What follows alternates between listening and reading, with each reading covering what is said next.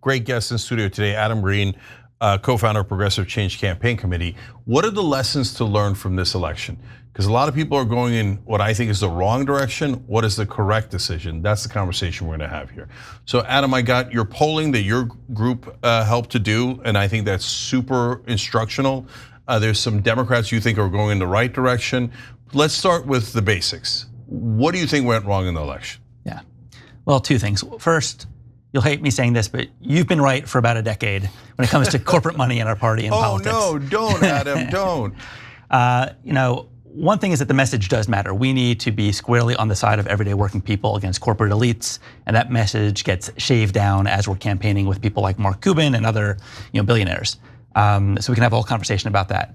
The second thing that really has been one of my main takeaways and kind of a change of approach for me since the election is that the messenger matters as much or more than the message. And what I mean by that is, I think Kamala in her gut was really good on the abortion issue, right? Some prosecution issues. Democracy, she was fine. She wasn't like a Jamie Raskin amazing, but she was. But on economics, that wasn't really her thing. And she was the wrong candidate at this moment. And therefore, it wasn't in her nature to go harder against corporate power or against corporate price gouging or for working people's issues. And what struck me was that she flew to Texas to underscore her position on abortion. She went to the ellipse to underscore her position on democracy. What image, what moment was there to create clash against corporate interests? Nothing. Yeah, so I totally agree with you on the policies and the strategy. I'm going to challenge you a little bit on the supposition that it was the messenger, and in an ironic way, but we'll get back to that. But let's stay on the message of what works and doesn't work. So Chris Murphy came out after the election was over and said some good things like, hey, I think maybe Bernie was right. Maybe we should have gone in a more populist direction, et cetera. And he polled Connecticut. And so this is interesting findings. Let's go to the first graphic. Most of the respondents, 82%, either strongly or somewhat agree that one of the biggest problems facing America today is that a handful of corporations and economic elites have too much power and the government is doing too little about it.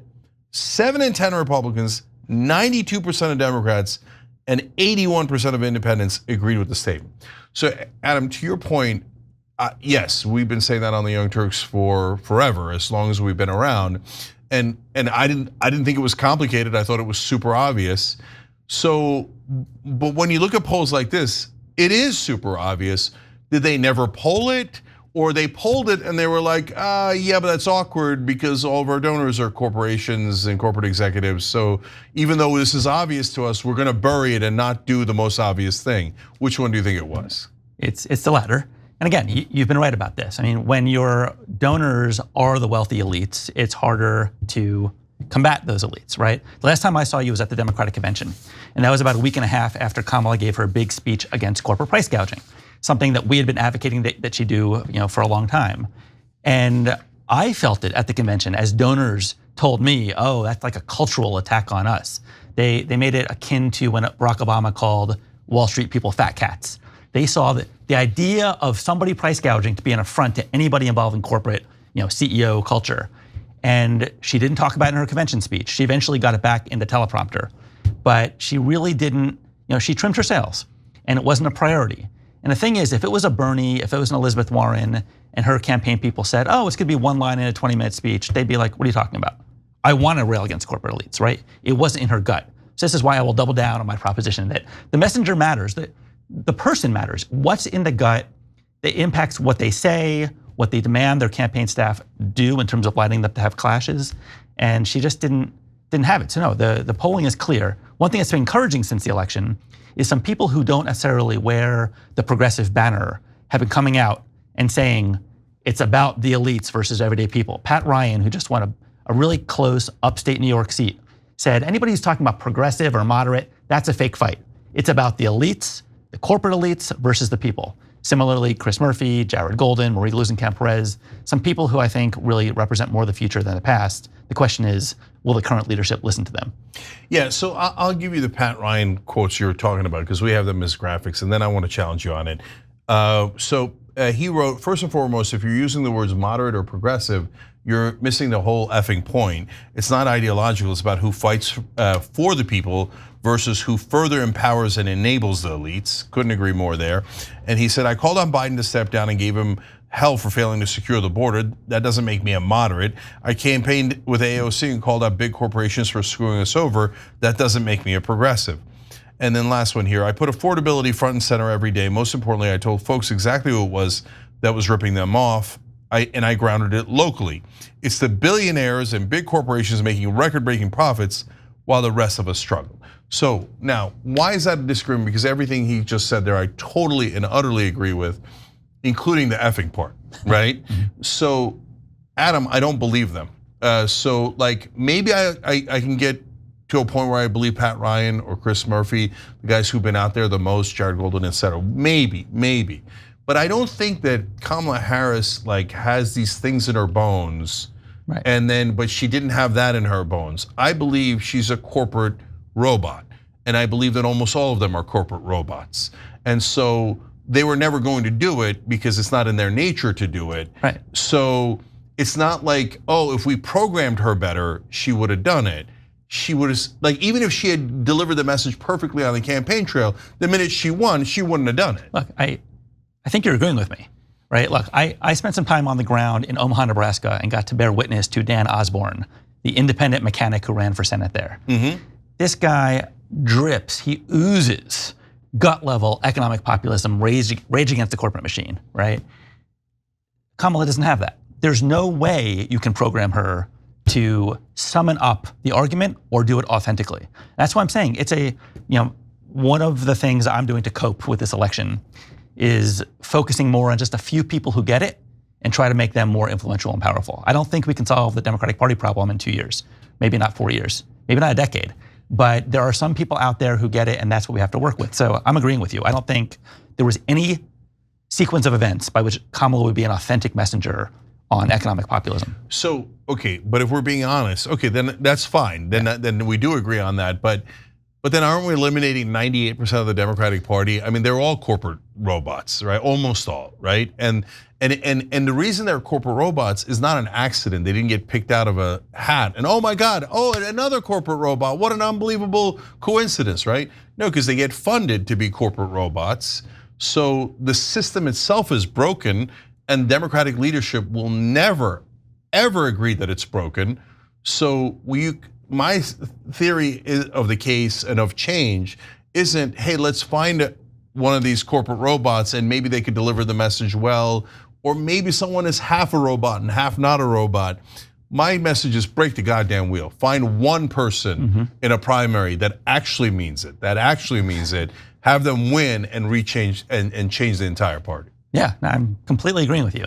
That's why I know you've bet before. I've seen you in Vegas. Yeah, from time to time. I'm putting my chips on a few people, not the entire Democratic Party these days. And again, there's a lot of people who after the election say, "See, I was right all along." I'm actually saying I have a little bit of a different approach. I spent so much of my last year going to the White House, showing them polling, going to the Biden then Harris campaign, showing them polling, and trying to get the right words in these people's teleprompters. And my new phrase is, it has to be from the gut, not from the teleprompter, right? And that means we have to eliminate a lot of Democrats that we're getting behind. I'm not content anymore to just be like, oh, you kind of eked out the right words once in a speech and put it on your mail piece, your direct mail piece. It has to be from the gut, and that's why I love Dan Osborne. But let's just talk, like Jared Golden and Marie Gluesenkamp-Perez are the two co-chairs of the Blue Dogs. This used to be- Yeah, that is weird because weird. Blue Dogs are conservative, so you saying that they're doing the right thing, that's throwing me for a loop. Right, right, let's shake the Etch-a-Sketch for a second. So their through line has been they want to balance the budget. It used to be a bunch of old Southern, old boys club people that are like, oh, let's balance the budget by cutting food stamps and cutting this and cutting that, and it was very antithetical to a lot of progressive things. I was at an event this year with red to blue House candidates, the most competitive House candidates, talking to a candidate about taxing the rich more. And who comes over but Marie Gluesenkamp-Perez? And she interjects herself and she goes, tax the rich to balance the budget. That's the new Blue Dogs. And I was like, what, right? And actually, I'm fairly close with Jared Golden. I've heard him say that a lot, but I just thought he was a quirky dude. I didn't realize this was the new Blue Dogs. So I'm like, say more. And we're talking and she's like, anti-monopoly, that's the future. I'm like, what is going on here, right? And she and her husband run a tractor repair business. And they hate these big monopolies saying you don't have a right to repair your own tractor, right? Oh. Like she is blue collar, her husband's blue collar. She and Jared Golden are both in their 30s, right? They're Young Turks to some extent, right? Like they're not, she got elected last cycle. He got elected a couple cycles ago. They're new to the system, they hate the system. And there's only a few of them. Chris Deluzio wins a very competitive Pittsburgh seat. He matched Kamala's performance in the blue part of his district, and he crushed her, outperformed her in the red part, because he speaks this working class message. So again, there's only several, I agree. But I agree with you, we have to put our chips on them, call out, discern between the real thing and the fake thing.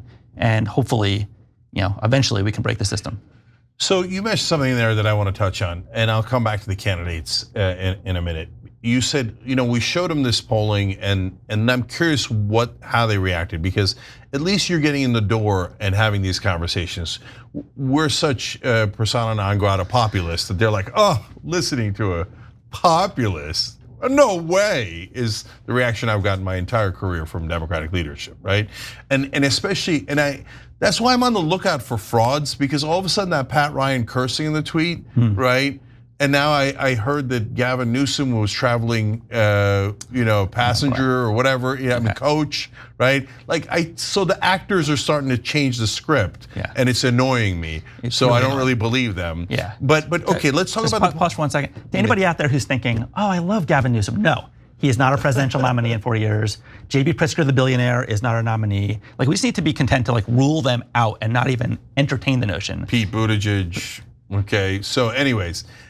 So I want to quote the polling that you commissioned with Data for Progress, because it's super instructive. Let's go to graphic 7 here. Our polling finds that Pennsylvania independents were 18 points more enthusiastic to vote for Harris when campaigning on economic issues, and 7 points less enthusiastic to vote for Harris when campaigning with Cheney, a swing of 25 points.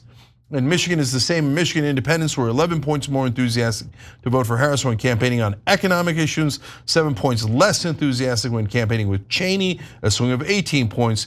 In both states, 70% of voters said Harris campaigning with Cheney either had no impact on their enthusiasm or made them less enthusiastic. So I can go into the rest about how the Democratic base agreed even more with that sentiment than independents did, right? So did they know this kind of polling and they walked off the cliff on purpose anyway? Or what was their theory of the case to ignore these obvious and overwhelming polls? So 2 things. First, as you know, Quentin Fulks, the deputy campaign manager of the campaign, was on Pod Save America. And one thing he said when asked about their tepid response to Trump attacks was, oh, we tested all this. And it turns out that just diving into our core message performed better than responding to what they were saying about trans bathroom stuff, crime, immigration, so we just went with our core message. Okay, if that's their approach, why didn't they do this? Because we tested their core message of, supposedly on economics versus Liz Cheney, and oh, look at that, 25 points better, right? So that's just incompetent if they didn't test it, right? One thing that I was really peeved about, it's an understatement, was that they actually put a lot of money behind messaging that we were recommending in their ads. There was actually $1 billion worth of ads between the Harris campaign and their Alliance Super PAC on things like corporate price gouging, taxing billionaires, saving Social Security. But that was almost absent from the earned media side of the campaign. And when I poked around and asked about this, it was like different sets of actors with different incentives. And for some reason, I have yet to get to the bottom of this, and hopefully I someday, and you someday, get the answer. But who made the decision to go all in on Cheney stuff and to have zero clash on economic corporate accountability stuff? So, I don't know, but I think I'm currently chalking it up to incompetence more than that being evil, but I'm open to it. Yeah. No, I don't. Look, I don't think it's evil, but those are 2 separate things that wound up hurting them because they chose the wrong path and emphasized the wrong path at the expense of the correct path, right? But on the Cheney stuff, I don't know what in the world made them think that, other than the Democratic consultants always, for the last, you and I have been talking about this for 20 years, brother, right? Stop trying to be Republican light. It never, ever works. It never works. Hillary Clinton got 7% of the Republican vote, Joe Biden got 6%, and Kamala Harris got 5%. It's an obvious loser strategy for total and utter losers. So I think that it's probably groupthink on that, like, oh, would you be more Republican, be more Dick Cheney? He left office at 13% approval rating. I mean, it's just comically incompetent. Yeah. But on the economic stuff, I don't think it's incompetence. It looks like from what people are saying about the campaign that Tony West, her brother-in-law, who's the Uber executive, convinced her, no, you should kiss corporate ass, and that's like a genius idea because this price gouging thing has unsettled all my corporate friends. And so you want to make sure that those corporate guys give you so much money, and you'll just automatically win the election if you raise more money. And by the way, Hillary Clinton, you said today, still afterwards, the Joy Reid on MSNBC and so many others saying, what do you mean she ran a flawless campaign? She raised $1 billion. Is she still saying that? She said it. She said she even got Queen Latifah's endorsement, and nobody gets Queen Latifah's endorsement. She ran a perfect campaign. Okay. Perfect campaign does not lead to a loss. Yeah. Because they've got money on the brain. So is it just groupthink? Because everyone in Washington is, in my terminology, corrupt, right? In their terminology, hooked on money, even that's in the polite way of saying it, right? Or is it that they literally think, who cares? I'm gonna take 15% of how much we raise. So the more money I raise from these corporate goons, the more money I make as a consultant. And so who cares if we win or lose as long as I cash in an extra couple of $1 million? So there's several things you hit on there. Again, weirdly, I will defend the ad strategy because it was so on the messaging that we know is effective. Like what? What I just said. $1 billion was spent on things around corporate price gouging, taxing billionaires, protecting Social Security, more than immigration, abortion, crime, democracy combined, right? What to me says incompetent is that did not match their earned media strategy. Whoever says there's a perfect campaign, answer the question, why was what she did day to day different from what her ads did day to day? That's two different theories of the case on how to win the election. And I'm saying the economic thing was the way to go. So again, one can talk about the percent of the buy and stuff like that, and maybe there's some corruption and self-dealing there. But I can send you a spreadsheet, a Google Doc with over 100 pages of screenshots of their ads, which were amazing and more than we ever would have banked on. On a staff level, to me, it is incompetent. Before you even get to the Tony West and the Kamala Messenger thing, to not put her in position to even fake the fight, right? Donald Trump is showing up at a McDonald's. Donald Trump showed up in 2016 at a carrier plant, pretending that he really cared about jobs being outsourced as he gave tax cuts to the same companies, right? At least he was pretending. That's good staff work, at least, right? There was not one instant, I would argue there should have been at least a weekly instance of show up in front of the billionaire's office. If that's your message on TV, show up in front of the office. Show up in front of a corporate price gouger's office and call out a corporation. That would send a signal that you actually get it. But they pulled that punch on the earned media side of things. Now, what I'm saying as a next level is, if Bernie or Elizabeth Warren or someone like that, Greg Kazar from Texas, if they were being told by staff, we're not gonna talk about the economics at all or create clash with corporations at all, they'd say, show me a new schedule. This is not sufficient. And that's where Tony West going in her ear and her not being a gut level populist come into play. So it's a combination of, I think, incompetence and the gut level thing I talked about before. Yeah, so I hear you, but if like the idea of a Democratic candidate going to a corporate office and leading the fight against them, like an establishment Democrat, it's impossible, literally impossible. They would never do it. It goes against every fiber of their being, which is serve corporate rules, serve the billionaire class, serve the donor class. Ask you, if Sean Fain, the UAW leader, was the nominee, do you think he would do it? Yes. Right. Okay. If Bernie was, would he do it? Would Elizabeth Warren do it? Halfway. Likely. Okay. Likely. Likely. She'd be open to the idea. Yes. Right? She certainly would be. Yeah. Yes. So that's what would Dan Osborne do it? Right. I mean, he led a strike on his own company, in the middle of COVID for months. Like, that's why it has to be gut level. It can't, that's why.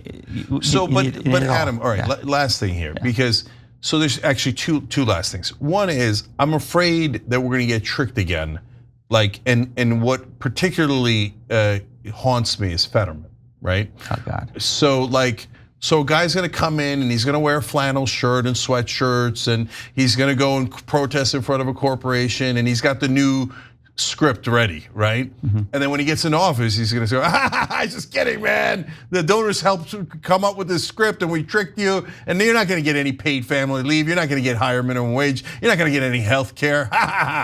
Like they're so like accidentally comic book evil that it's hard to trust any of these guys. You see what I'm saying? So, okay, let me turn it into a productive question, which is how? How do we find a guy who's not an actor and who actually means it? Well, I think finding people who are mad at the current leadership and the current machine now is a pretty good start, right? So back to Jared Golden from Maine, right? He wins a very rural district in Maine. There were 10 Democrats that opposed Joe Biden's Build Back Better agenda. 9 of them opposed it because they wanted more tax breaks for Wall Street, less accountability for pharma, right? Jared Golden was like, that's not why I'm doing it. There's this salt tax, kind of wonky, but is a giant giveaway to rich people. There's too many giveaways to Wall Street. I cannot go back to my working class district and defend these tax cuts for corporations. He did it when it was a really unpopular thing to do, and he accidentally got lumped in with the Josh Gottheimers and other Wall Street Democrats of the world. That to me says it's in his gut, right? He's not faking it. Okay, that's not bad, yeah, okay. Yeah, Marie Perez, same thing. Again, there's several out there. I'm granting your point. There's a handful. We need to put our chips behind them. Okay, I hear you on that. And the last thing is, look, when we go to back those folks in a primary, our number one enemy, if we're being honest, is mainstream media. So mainstream media always hates the progressive, the populist, et cetera, in the race. They always say there's no chance of winning. Only the beloved establishment candidate can win, and anyone who defies the establishment anointed candidate is evil and secretly helping Trump and the fascists, et cetera. So what's our battle plan for defeating our number one enemy, which the Democratic Party actually loves, which is mainstream media? Do it stealthily until it's time to strike. That's the honest answer. Like build the power and influence of several people, and then they make a move. All right, I think you did something very admirable. I mean, look, you called it. Biden was not the right candidate. You called it. Cenk was right. Hashtag, put it out there. Right, right. Marianne Williamson, I'm not going to say as many positive things about, but if you were going to grant her instinct, okay, that it can't be that far down the ladder of being in the club, to use your words, right? Like there are people right now who are in the club. They're not senior members of the club yet, but they're credible members of the club, and that's why it's like, all right, well, let's use the resources we have to build our power in the club, and then do the switcheroo. Probably shouldn't even be saying that, but they don't watch this anyway. Don't say who it is. Do not forward this to MSNBC executives, right? So look, I hope that plan works, and we're going to attack that club from the outside as often and as aggressively as we possibly can, because the problem is the club. So right now they're having conversations on MSNBC and CNN about what went wrong, except everyone that's in that conversation is in the club. And the answer is the problem was the club. Yeah. So like discussing with a bunch of club members what went wrong when you guys are the answer, kind of ironic and ridiculous. So certainly no one on television gets it yet. I've never seen anyone on television ever understand this. Yeah. So we'll see if there's some secret agents that can actually sneak on a rational, objective message onto TV. But isn't it hilarious that we have to have people who are rational sneak into television? Otherwise, it's never gonna work. And here's one thing that's really important for your viewers to keep in mind. Part of the problem that our organization, which has been around for a decade and a half now, has had in Democratic primaries is that good people, bold progressives, TYT members, when they're voting in primaries, accidentally sometimes fall in love with the wrong people. And we can't rely on them to be reliable primary voters for the clear populist progressive in the race, right? I heard from people on the ground when Elizabeth Warren was first running against corporate Democrats just to be in the Senate, people were like, oh, but I love this local town council person or state senator who's been in there for 20 years. It's like, and they're on like our list and they're Bernie supporters. Like, what are you doing locally? So I think if you agree with the stuff being talked about here, let's keep this ember alive, keep the fire alive, and remember this when it comes time to choose in 2026 for primaries, in 2028 for the big primary. And again, if you're like, but I love Gavin Newsom, challenge yourself to get that out of your mind, because we're not gonna take on the system and win. We're not gonna have gut level populism from someone like that. That's what we can do right now to not just be mad or sad. Like, let's commit ourselves right now to actually being part of the solution. You're basically saying, remember the 5th of November. Wow. And that is a good one to live by. And I'm saying the same thing as Adam. Primaries are everything. If we don't win in the primary, we're gonna just repeat this endless cycle of losing to Republicans because the corporate Democrats are trying to be like the Republicans, and that is the world's worst strategy. We've done it 200 times. We've got to learn our lessons from those failures and pick an actual economic populist that the country loves. And that way we can win both within the Democratic Party and most importantly, win the general election. All right, everybody check out Progressive Change Campaign Committee, boldprogressives.org. I've always loved that URL, boldprogressives.org. Exactly right. Adam Green, as always, thank you for joining me, brother. Appreciate it. Thanks for watching the Young Turks. Really appreciate it. Another way to show support is through YouTube memberships. You'll get to interact with us more. There's live chat emojis, badges. You've got emojis of me, Anna, John, JR. So those are super fun. But you also get playback of our exclusive member-only shows and specials right after they air. So all of that, all you gotta do is click that join button right underneath the video. Thank you.